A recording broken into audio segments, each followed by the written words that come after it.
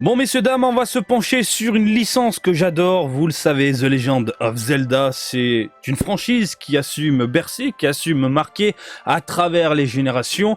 Et il va y avoir un Breath of the Wild 2 qui s'appellera Tears of the Kingdom, qui déboule là très prochainement sur Nintendo Switch. J'ai peur du rendu, j'ai peur des saccades, j'ai peur des ralentissements et j'aimerais que Nintendo passe la seconde concernant un hardware. Je parle de console, bien évidemment. Une Switch 2, je signe tout de suite. En attendant, Nintendo continue sur sa lancée, continue de promouvoir la Switch et la Switch OLED, et a dévoilé, il y a peu, 10 minutes de gameplay de cette nouvelle production.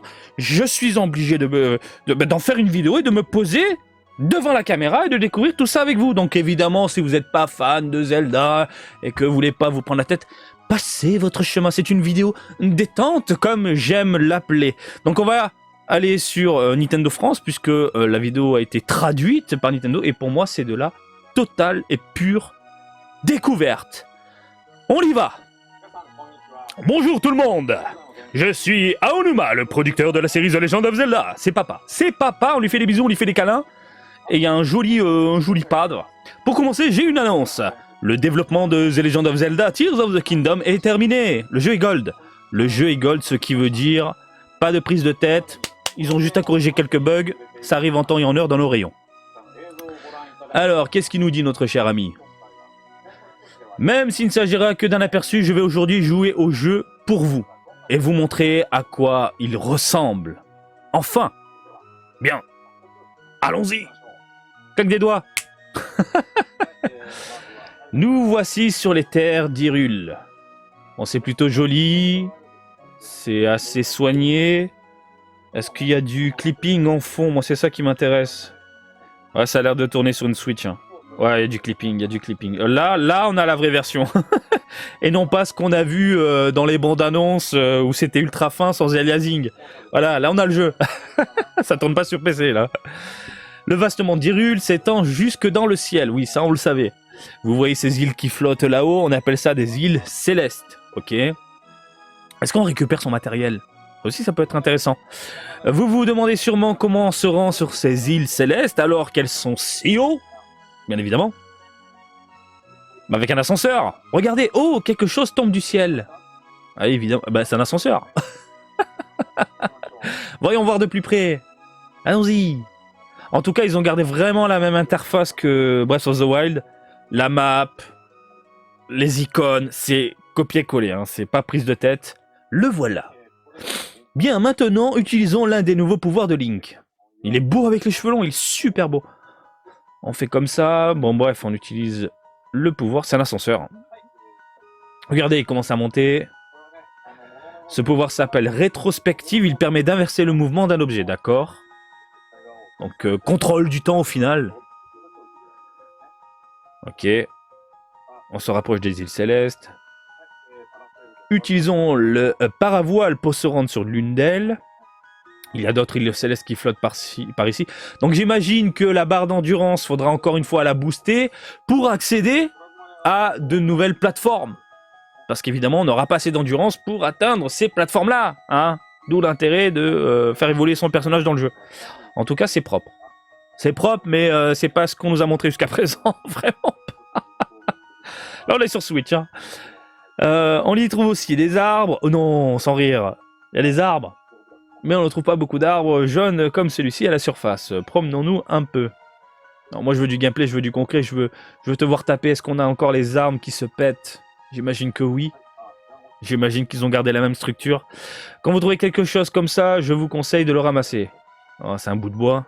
Ah, c'est pareil. C'est pareil. C'est pareil. C'est pareil. Quelque chose approche. C'est un nouvel ennemi, un golem. D'accord.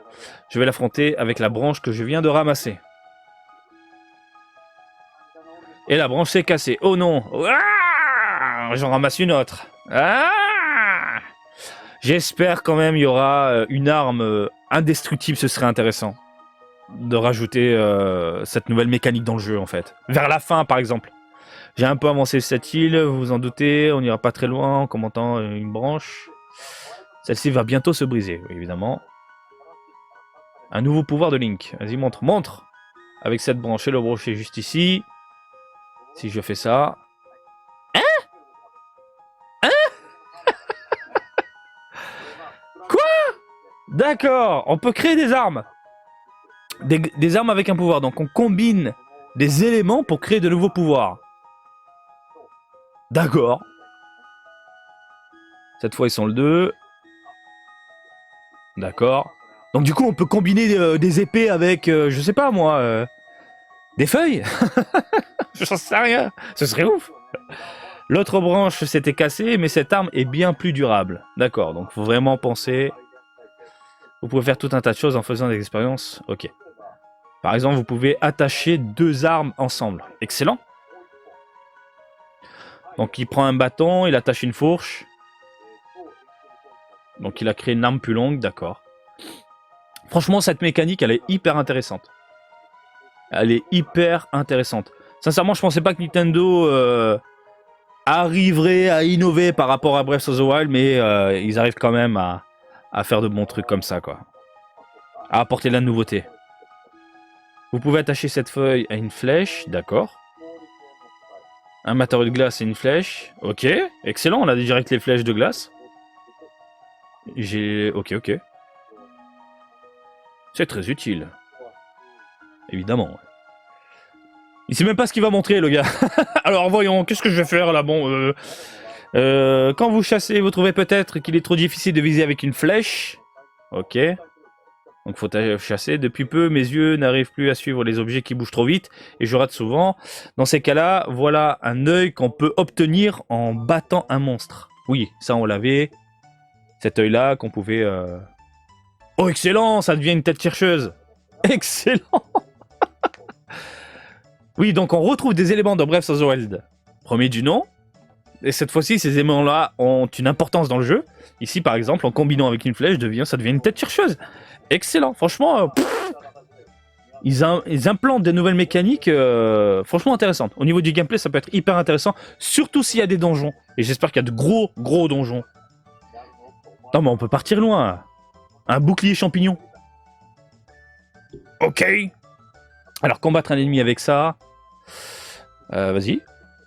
Mais... Qu'est-ce que c'est que ce truc? Mais en gros, ça apporte plein de nouvelles trucs, enfin plein de nouvelles choses en termes au niveau des combats et tout. Ça va être excellent. Ce genre de méthode pour convaincre les ennemis facilement. Les épisodes précédents, on obtenait des armes puissantes en battant des ennemis puissants. Oui, logique. Mais dans ce jeu, les armes plus faibles, autre chose, peut donner une arme ultime. D'accord. L'arme la plus pourrie peut devenir l'arme la plus puissante du jeu, d'accord. Faut vraiment faire des combinaisons de ouf. Mais le coup du champignon avec le bouclier, je valide. Hein. Je valide à 400%. J'aimerais traverser ceci, mais elle est un peu trop large pour que je puisse le faire à la nage. Il me faudrait une embarcation. Ah, la construction de véhicules, c'est ce que je vous avais dit, en théorie, dans mon autre vidéo. Et apparemment, bah c'est vrai. Donc vous pouvez soulever ce tronc et le coller à un autre. Je vais en ajouter encore un. Hop, ok. Ils sont collés. Voici un radeau improvisé. C'est un autre pouvoir qui s'appelle emprise. Même si les troncs sont collés, on peut les décoller. Ok, tu fais ce que tu veux. Modifier la forme du bateau. Allez hop. La forme me fait penser que les joueurs, beaucoup de joueurs, la première chose qu'ils vont concevoir dans le jeu, c'est des tubs. C'est sûr. Des tubs bateaux, des tubs voitures, des tubs avions. Des tubs. J'en suis mais alors sûr à 100%, quoi. Tubland, ça va devenir Tubland, quoi. Bref, essayons de les frapper. D'accord. Ok, le ventilo, donc ça te permettra d'avoir un réacteur pour ton bateau. Ok. J'essaie de la coller. Bah, colle. Allez, avance dans ton jeu. Emprise. C'est quoi la main à gauche, du coup? C'est cette main-là. Ah, c'est le bras. C'est le bras contaminé qui permet d'avoir ces nouveaux pouvoirs. Mais ce bras, c'est de qui? C'est de quoi? Je veux savoir. Montre-les-moi. T'as la ref ou pas? Faisons avancer le bateau. Un petit coup. Allez, bim. Ça avance. Génial. Bon, on peut pas tourner à gauche, à droite, mais il avance. Mais il peut pas nager, Link, du coup. Avec 2 turbines, on devrait arriver. Sur l'autre rive, on a rien de temps. Bah écoute, et voilà, on y est, cool. Dans la dernière bande-annonce, on pouvait voir Link à bord d'une voiture et de machines volantes. Ah, il va y en avoir des tubs, hein, je te le dis. En fait, ces véhicules ne sont pas dans le jeu dès le début. Ce sera à vous de les fabriquer de toutes pièces, évidemment. Vous trouverez toutes sortes d'objets au cours du jeu. Ah, c'est rigolo. C'est rigolo, mais je sens que ça va me péter les burnes. On va dire que si on doit les utiliser constamment, tout le temps, pour avancer, progresser, je sens que ça va vite me gonfler. Alors, vous voyez ce bâtiment ici? Oui. Regardez ça, bah, c'est ce que je fais. Hein, je regarde. Bon, ça, on l'avait vu également. Link qui pouvait passer à travers certaines plateformes. Donc, le pouvoir infiltration, vous êtes dans un endroit, il y a un plafond, vous pouvez le traverser. En gros, s'il y a la petite marque. Ok. Vous allez à l'étage supérieur. Ok. Il y a certaines restrictions. Mais ce qu'il y a de bien, c'est que tant qu'il y a un plafond, vous pouvez l'utiliser partout. Ah oui, d'accord, je pensais qu'il y avait une marque. Ok. Par exemple, ici, il y a une grotte et une colline juste au-dessus. Si j'utilise le pouvoir ici, ça bouffe l'endurance ou pas? Bon, c'est génial. Encore un effort. Mais c'est génial. Mais c'est génial. Ça évite de se prendre la tête à monter, à grimper avec les collines, les montagnes. C'est une petite grotte, un petit endroit. Dès qu'il y a un truc au-dessus de notre tête, boum, téléportation. Génial. Imaginez que vous êtes enfermé dans une cage. Vous savez ce qu'il vous reste à faire? Exactement. Ok. Voilà un autre golem. Oh là là, ça pique l'aliasing. Oh là, ça pique. Oh mon dieu. Ça me frustre parce que Nintendo, ils ont une équipe d'enfer pour créer des jeux vidéo extraordinaires et ils ont des plateformes, des hardware, mais tellement limités et catastrophiques aujourd'hui. Voilà, je suis désolé, la Switch aujourd'hui, c'est plus possible, quoi. Oula, il m'a fait tomber, d'accord, tant pis, retournons à la surface. Ouais, donc il y aura une certaine verticalité. Attendez, je suis en train de lire en même temps. Cet aspect très vertical dans le jeu vidéo, entre les cieux, la terre et l'exploration. C'est ce qu'on retrouvait dans Dying Light 2, en fait. Ce côté exploration des bâtiments avec les zombies, etc. Puis tu sautais, etc. Verticalité donc intéressante. Plongeons dans cette rivière. Plouf. Et si c'est pas profond? Hein? Est-ce qu'on meurt? Il y a tellement de choses que j'aimerais vous montrer. Mais on va en rester là pour aujourd'hui. Déjà? Bon. Alors, vous en pensez quoi? Certains de nouveaux pouvoirs de Link ont été renouvelés par rapport au jeu précédent. Heureusement. Je suis sûr qu'en me voyant jouer, certains d'entre vous ont pensé « Mais si on pouvait faire ça, alors peut-être aussi faire ça ?» Dans ce jeu, vous pouvez faire beaucoup de choses rien qu'en imaginant qu'elles sont possibles. Oui, bah le champignon bouclier...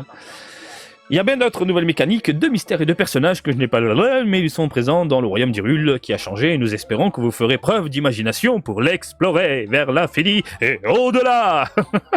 Merci de votre attention. Bah écoute, bisous copains, bisous. Je trouve que les nouvelles mécaniques sont hyper intéressantes, ça apporte de l'inédit, ça apporte du frais. Encore une fois, je m'attendais à voir un jeu copier-coller de Breath of the Wild, premier du nom, et au final... Bah, ils arrivent à apporter de la nouveauté avec un monde déjà connu. Voilà. Donc, le côté création de véhicules, ça, je sens encore une fois que ça va me gonfler s'il faut les utiliser à outrance. Alors, tu vas faire une voiture, tu vas faire un... Ça va me gonfler. Alors, faut vite. Alors ça, je veux pas qu'ils fassent ça, Nintendo. Il faut que tu ailles chercher le réacteur qui se trouve à 1 milliard de kilomètres pour le ramener ensuite à 1 milliard de kilomètres, et tu vas créer ton véhicule qui va te permettre d'atteindre les cieux. J'espère qu'il n'y a pas ça. Dans Horizon Forbidden West, le jeu PlayStation, il y a ce genre de délire, ça me gonfle. Hein, tu vas chercher de la ressource à l'autre bout du monde pour revenir et avoir ton armure de la mort. Voilà, je veux vraiment un truc plus souple. beaucoup plus facile, pas facile mais accessible dans le sens où on se prend pas la tête à aller au bout de la carte juste pour faire pour faire exploser la durée de vie. Moi, c'est le genre de mission, c'est fait pour faire exploser la durée de vie. Vous avez vu le jeu, il faut le terminer, il faut 20 heures minimum. Ouais, parce que je me suis cassé le cul à courir à l'autre bout du monde.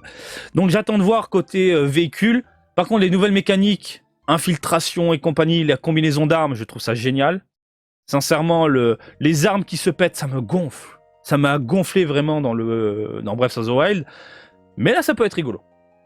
Là, ça peut être rigolo. La combinaison, ça peut être rigolo. Avec les équipements, ça peut être méga rigolo. J'attends de voir aussi pour le bras, là. Qu'est-ce qu'il a, ce bras? Qu'est-ce que... Ah je veux en savoir plus. Bref, bravo. Bravo. Hein, ils ont réussi à me surprendre. Je m'y attendais pas. Et en parlant de surprise, on va aller sur gamergen.com. Parce que, bim, un article est tombé il y a peu. Et cet article, c'est quoi? C'est la console collector OLED The Legend of Zelda Tears of the Kingdom, enfin officialisée avec une manette pro et une sacoche. Il y a quelques mois en arrière, il y avait eu des fuites, des photos qui ont été partagées de je sais pas qui en Asie, qui dévoilaient une console collector. Et vraiment, après, plus rien, silence radio. Même Nintendo n'a même pas communiqué dessus pour dire si c'est vrai ou... Eh bien, c'est vrai. C'est vrai, ils ont annoncé une nouvelle console et je la trouve vraiment, vraiment jolie. Alors, je sais que beaucoup de personnes n'aiment pas ce genre de design, mais moi, quand c'est dans la sobriété, quand c'est un design simpliste, quand c'est un design avec quelques graffitis, des icônes reprenant l'esprit de The Legend of Zelda, c'est exactement ce que j'aime. Tu me fous des autocollants avec Link collé dessus, tu me fous des trucs comme ça. Moi, je déteste ça. J'arrive pas. J'arrive vraiment pas. Mais là, je la trouve classe.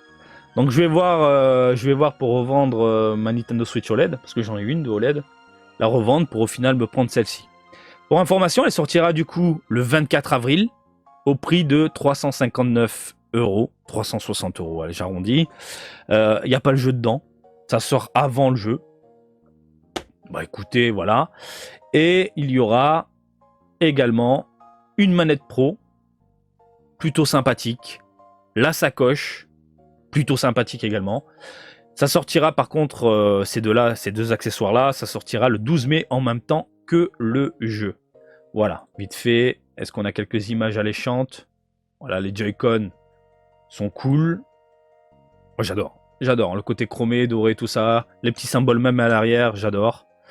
Le dock est vraiment cool, ça rend super bien. Ah, même la console, d'accord, même la console, regardez. À droite, quelques graffitis. Ah, j'adore. La manette, il y a un petit côté translucide au niveau de la matière. On voit la Triforce. Ouais, c'est pas mal. La manette, je m'en fous un peu. La sacoche également. La Switch, je pense la prendre en revendant tout simplement ce que j'ai à la maison. C'est comme ça qu'on arrive à avoir un équilibre. Et puis voilà. Qu'est-ce que vous pensez de tout ça, très chers amis? Hein? C'est excitant ou pas? Et par contre, on a vraiment eu un aperçu, un vrai aperçu du jeu. Avec de l'aliasing, avec du clipping, avec voilà. Hein, j'espère vraiment qu'on aura droit à une autre console et à un portage du jeu d'ici quelques mois. Mais bon, en attendant, on va se contenter de ça. Allez, je vous laisse tranquille. Comme d'habitude, je vous invite à me suivre sur Twitter, Facebook, Twitch et TikTok. Marty Japan. Et je vous dis à très bientôt. Allez, salut, bisous, ciao, ciao!